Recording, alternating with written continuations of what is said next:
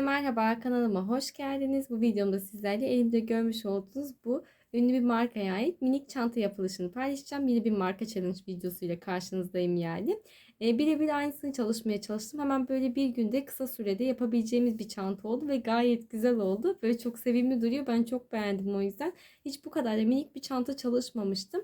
Modelden sadece şöyle baktığımızda iki parmak fazla yaptım. Bu da 3 tane ya da 4 tane sık iğneye geliyor aslında. Diğer türlü hepsi aynı. Birebir aynısını çalışmaya çalıştım. Kağıt ip kullandım. Modelde de kağıt ip kullanılmıştı. Rafya ip de kullanabilirsiniz elinizde varsa ama orijinali bu şekildeydi. Bu elimde olan bir ip olduğu için bunu değerlendirdim. O yüzden gram olarak tam emin değilim ama 100 gram yeterli olacaktır diye düşünüyorum. Dediğim gibi elimde olan bir ipi kullandım. Renk de birebir aynısı oldu. Bu inciler de yarım inciler. Buraya silikon yardımıyla sabitledim. Onlar da elimde vardı ama bunu tuhafilerden alabilirsiniz. 3 parça halinde yapacağız. Ön kısmı, arka kısmı bakın bu şekilde ve şu yandaki şerit örüyoruz. Böyle bir bütün halinde örüp sık iğne tekniğiyle sabitleyeceğiz. Daha sonra askılar var. Dediğim gibi gayet kullanışlı ve sevimli oldu. Ben çok beğendim. Umarım siz de beğenmişsinizdir. Videomu beğenmeyi, yorum yapmayı ve kanalıma abone olmayı unutmayın lütfen. Instagram'da hala takip etmiyorsanız alta açıklama kısmına link bırakıyorum. Tıklayarak takip edebilir. Orada yaptıklarınızı benimle paylaşabilirsiniz. Çok sevinirim. Şimdi beraber yapılışına geçelim isterseniz. Öncelikle kullanacağım malzemelerden bahsetmek istiyorum. Modelde de kağıt ip kullanılmış. Ben de o yüzden kağıt ip kullanacağım. Rafya ip de tercih edebilirsiniz. Elinizde varsa 4 milim tığ kullanacağım ve bu şekilde yarım inciler yapıştıracağım. Üstüne ben elimde olan incileri kullanacağım. Dilerseniz böyle birazcık eğer yeni alacaksanız ovalimsi bir inci tercih edebilirsiniz. Ama ben de bu şekilde yarım yuvarlak inciler vardı. Bunları yapıştırarak çantanın üzerine sabitleyeceğim. Modelde de o şekilde yapılmış. Şimdi elimde olan açık bir renk ile beraber başlangıç yapacağız. Çünkü ben çantamı bitirdim. İpimin de tamamını kullandığım için sizlerle bu şekilde açık renk ile bir başlangıç yapmak istiyorum. Şöyle incileri kenara aldım.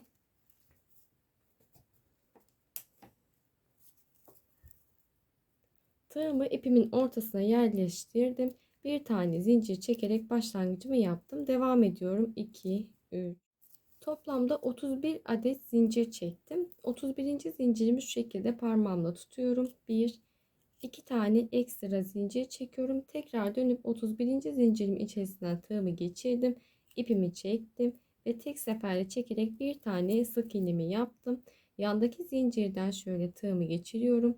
İpimi çektim. Tek seferde çekerek sık iğnemi yaptım. Yandaki zincirden tığımı geçirdim. İpimi çekiyorum. Bakın iki tane ilmek oluşuyor tığımda. Hepsini beraber çekerek sık iğnemi yaptım. Yandaki zincire batıyorum. İpimi çektim. Tek seferde çekerek sık iğnemi yaptım. Bu şekilde her zincirin içerisine bir tane sık iğne batarak sıra sonuna kadar devam ediyoruz. Şimdi son zincirimin içerisine geldim. Tığımı geçirdim. İpimi çekiyorum. Ve tek seferde çekerek sık iğnemi yaptım. Bakın bu şekilde her zincire sık iğnemi yaparak sıramı tamamlamış oldum. Daha sonrasında örgümü döndürüyorum. Bir, iki tane zincir çektim. Ben genelde başlangıçlarda iki tane zincir çekiyorum. Daha kolay. İşte böyle daha güzel geliyor gözüme. Dilerseniz tek zincir de çekebilirsiniz. Hemen dibindeki değil bir sonraki boşluğun içerisinden tığımı geçirdim. İpimi çektim. Tek seferde çekerek bir tane sık iğnemi yaptım. Yandaki boşluğa geliyorum. Tek seferde çekiyorum. Yandaki boşluğa geliyorum. Tığımı geçirdim. Sık iğnemi yaptım. Tek seferde çektim. Sıra sonuna kadar her boşluğa bir tane sık iğne yaparak devam ediyoruz. Şimdi her boşluğa batarak sıra sonuna kadar geldim. Buradaki boşluğuma da batıyorum. Bir tane sık iğnemi yapıyorum. Daha sonrasında bakın şurada dönüş sağladığımız iki zincir çekerek dönüş sağladığımız nokta var. Oradan da şöyle tığımı geçirdim. Oraya atlamayalım lütfen. İpimi çekip bir tane sık iğnemi yapıyorum. Daha sonrasında örgümü döndürdüm. Bir, iki tane zincirimi çektim. Hemen dibindeki değil bir sonraki boşluktan tığımı geçirip sık iğnemi yaparak başlangıcımı yapıyorum. Dibindeki boşluğa değil bir sonraki boşluğa batıyoruz. Bu şekilde devam edeceğiz istediğimiz boyuta kadar. Her boşluğa tek sık iğne batıyorum. Sıra sonuna kadar geliyorum. İki zincir çekip bir sıranın başlangıcını yapıyorum. Dediğim gibi ben şimdi diğer parçalarımı yaptım. Bakın şu şekilde göstermek istiyorum. Bu şekilde istediğimiz boyuta kadar ulaşana kadar iki parça halinde yapıyoruz. Daha sonrasında birbirine sabitleme yapacağız. Şimdi ben kaç sıra yaptım? Şu şekilde saymak istiyorum. 2, 4, 6, 8, 10, 12, 14, 16, 18, 19. 19 sıra boyunca git gel yaptım. Ölçü olarak da söylemek istiyorum sizlere fikir olması açısından. Bakın bu şekilde ölçtüğümüzde 21,5 santim uzunluğunda. Modelde 19 santimde. Sadece böyle 2,5 santim uzun yaptım. Bakın şöyleydi. 19 santimde. İsterseniz hani birebir aynı çalışmak isterseniz 19 santim kadar zincir çekip tekrardan dönüşünüzü sağlayabilirsiniz. Bu şekilde ayarlama yapabilirsiniz. Ama ben en azından telefonum sığsın içerisine dedim. Çünkü çok küçük minik bir çanta olduğu için 21,5 santim yaptım. Dediğim gibi 18 sıra boyunca gittim. Ha, şu şekilde ölçtüğümüzde de 13 santim genişliğinde uzunluğunda oluyor çantamız. Daha sonra bu şekilde iki parça halinde yaptıktan sonra kenar kısmını yapıyoruz. Şimdi ben kenar kısmımı da yaptım ama yine sizinle bir başlangıç yapacağım gösterebilmek açısından. Şöyle zincir çekerek başlıyoruz. Genişliği bence gayet ideal oldu. Birazdan göstereceğim zaten. 1, 2, 3, 4, 5, 6, 7, 8, 9, 10, 11, 12.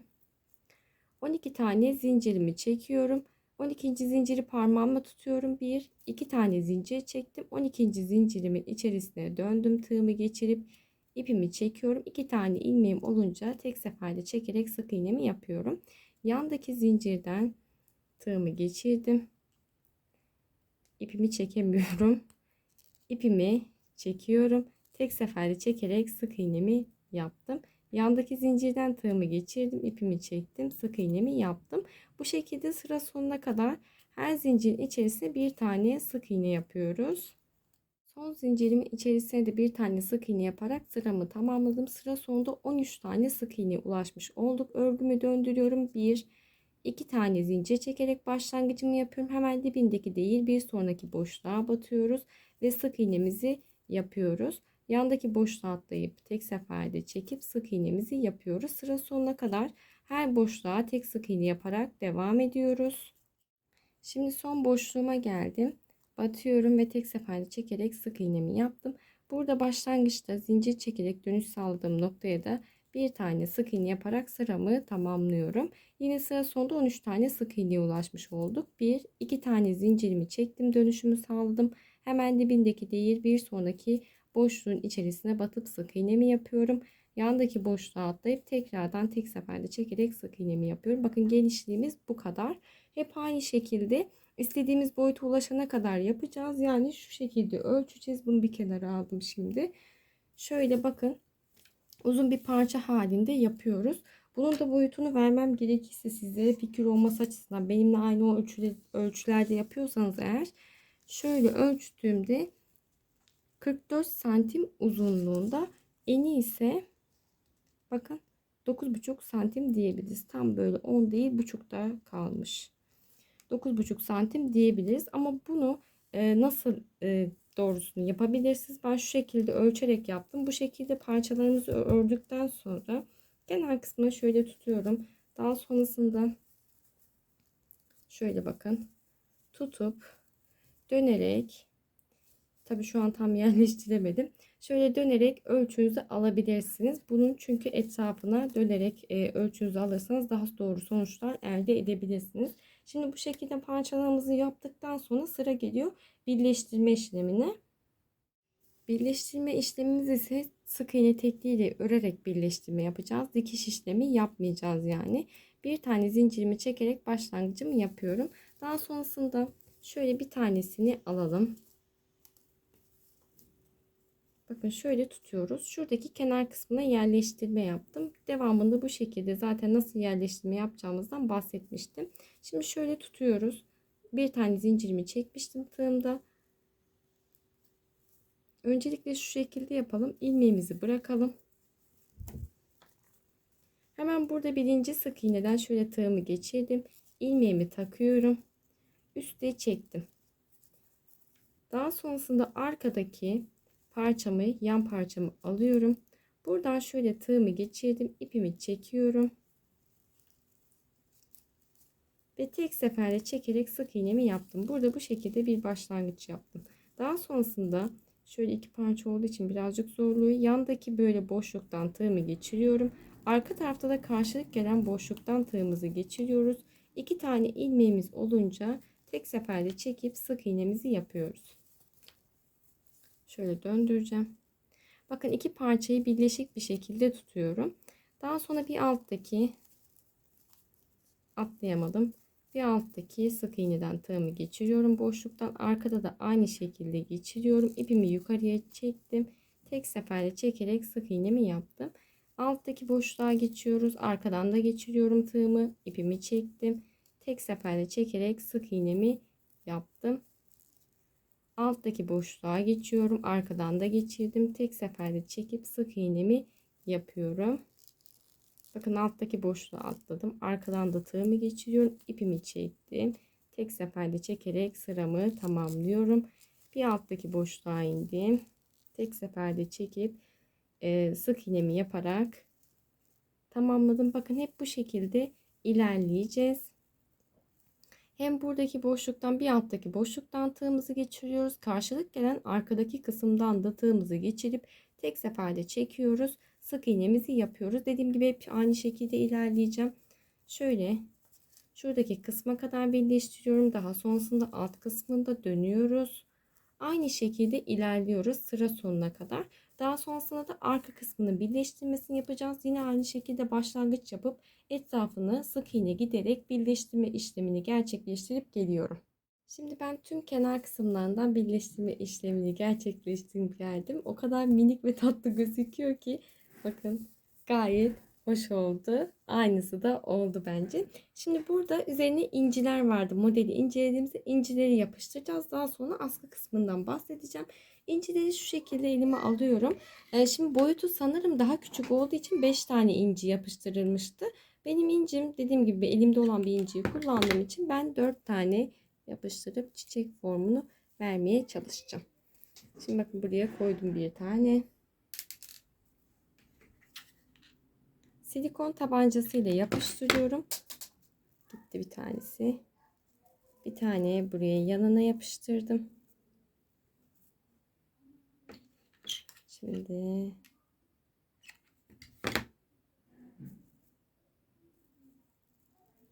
şuraya bir tane yapıştırıyorum. Daha sonrasında da bir tane de alt kısmına yapıştırıp çiçek şekli vereceğim. Şöyle.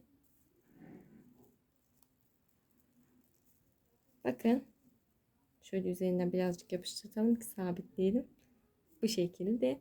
Bunu istediğimiz yerlere yapıyoruz. Bir tane daha yapalım beraber isterseniz. Şöyle arkasına silikonumu sıktım. Mesela bir tane de şu kenar kısmını yapayım şöyle. Şu üstte. Şöyle. Hemen birazcık yan kısmına. Hemen diğer yan kısmına yapıştıralım. Şöyle. Tamam. İyice bastırıyoruz ki oraya sabitlensin. Aslında bu çantanın tatlılığı sanırım bu inciler. Böyle ayrı bir hava vermiş çünkü. Bakın bu şekilde sabitledim. Ve aynı şekilde devam edip tamamlıyorum şimdi.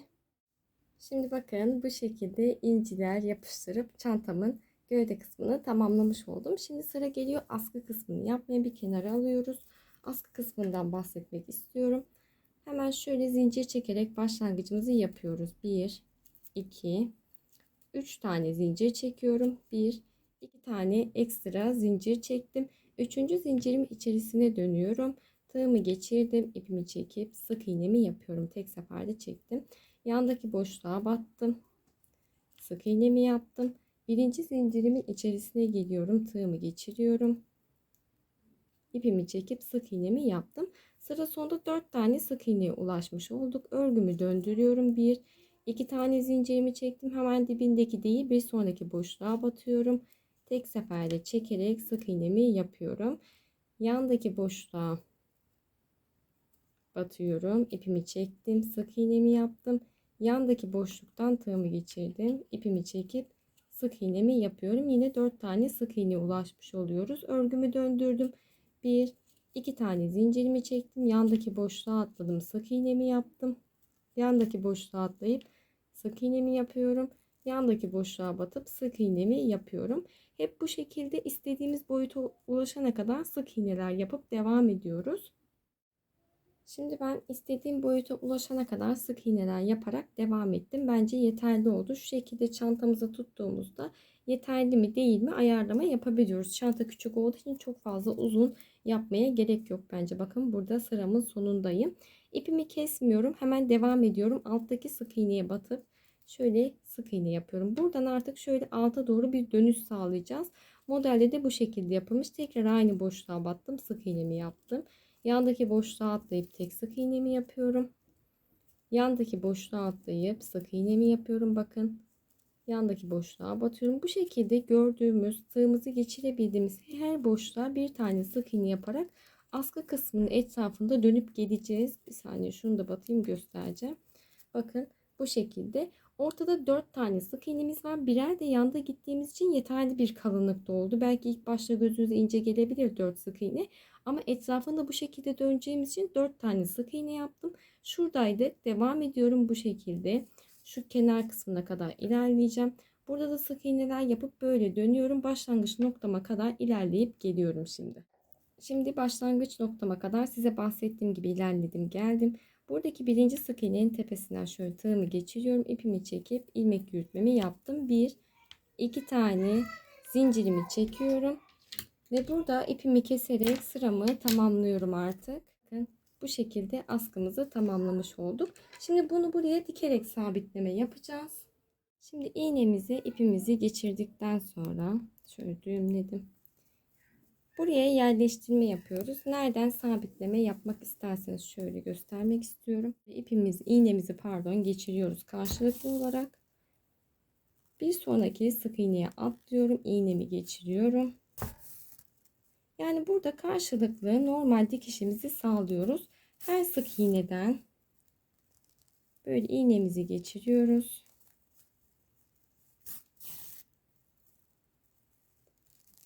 Ve bakın şu şekilde sonuna kadar diktim.